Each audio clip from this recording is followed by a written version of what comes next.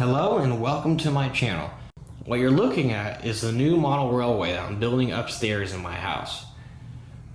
You may know that I have run trains before for those who are frequent to this channel, and I'm sorry for not uploading a lot lately. It's just been kind of hard to get train videos in the recent time, and I've been busy doing other things, and I have another channel called East Texas Fire Response.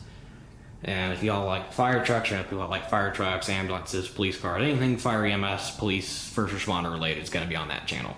However, this is trains over here, so we're going to be talking about trains. This is the new railway I'm building in my upstairs bedroom, as I said before. It's going to be a BNSF line that replicates the region of East, Southeast, and Central Texas. Majority of it's going to be more of the eastern, southeastern portions.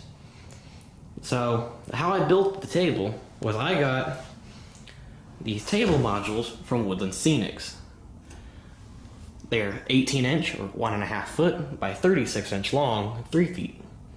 They do not come with surfaces. Do not come with a surface. They do, however, come with the frame, the beginning literal framework. It comes with all the screws, and it gives you really nice, precise, and very short but precise instructions. I was able to figure it out at least. And I got them off the Woodland Scenics website about back in April. Now it is late August. Tomorrow's the last day of August for me when this video is being filmed. Today's the 30th. And they've been in boxes a few months, and then most of the summer they were already constructed about the month of May or June and sat up here in this room for about 2-3 months. I finally have started a new model railway. However, right now with what we have, these sections are going to be built to be added on and taken apart. They're going to be able to be lifted off of these table modules and the 2 foot wide by 8 foot long sections that they are. There's 4 of them. I spread the tables out to put a surface on top. I used a fourth of an inch thick plywood and 2 inch thick foam board. Normally you can get away with about 1 inch thick. However, I want to dig some ponds, creeks, and rivers out in here. Maybe even some little hills and downgrades and upgrades in the railroad. This is going to be a double feature railroad.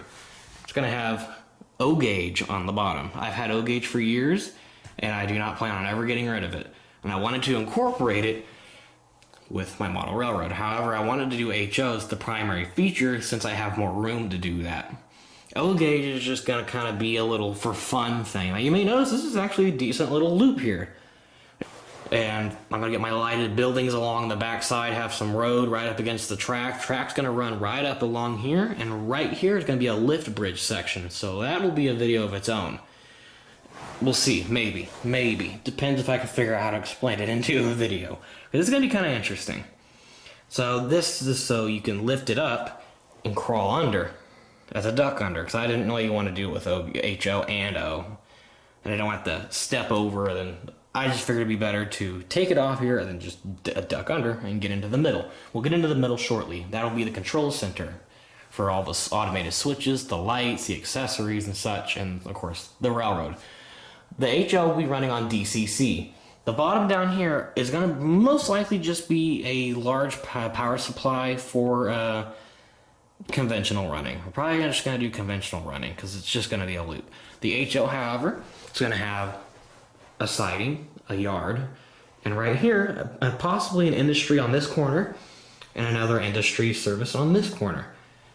The plan currently for the railroad is to have a long 8 foot straight, somewhere between 6 and 8 feet straight here. And this is going to be a city, or a town, a little town, kind of a small town. Replicating kind of where I lived, or how it kind of used to be. It's just going to be like a loose base of it. Just going to have, the scenery is going to be more replicated than the buildings.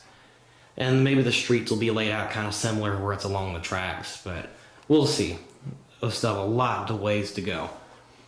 These corner pieces, however, are going to be entirely scenery based. They're going to have swamps on some sides, like this or that one. They're going to have like swamps, large wooden bridges going across, and we'll see what kind of bridges we get, but I kind of want to aim for that look, 'cause that's common down here. So when it comes around the corner here, right here, it's going to be most likely a double siding for staging. Maybe even a triple. Maybe. Right in the middle, just about, it's going to be the main line, and these back sections here are going to be switches for a long set of yard tracks. This side will be the yard. This will be the middle main track, and this will be the storage tracks and the siding.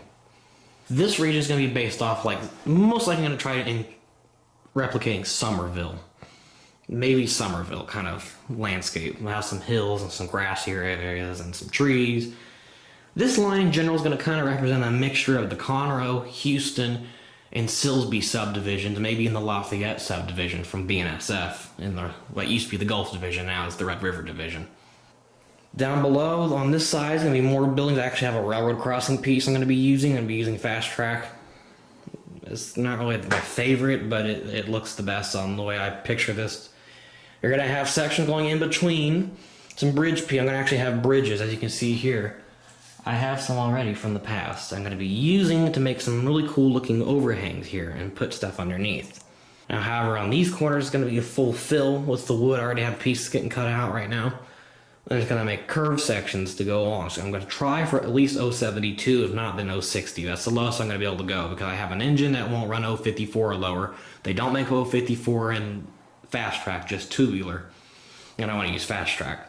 So 060 is the lowest I'm going to be able to go. And I have auto racks and stack cars that are going to require a lot more than, well, anything less than 060.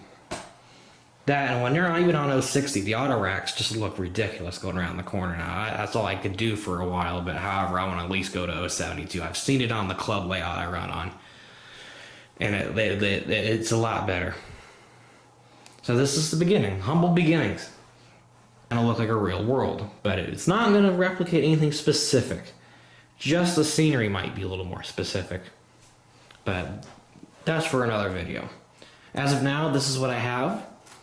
I have not named my model railroad yet, neither the O or HO. Well, we'll see you on the next video. This is part 1 of the layout update.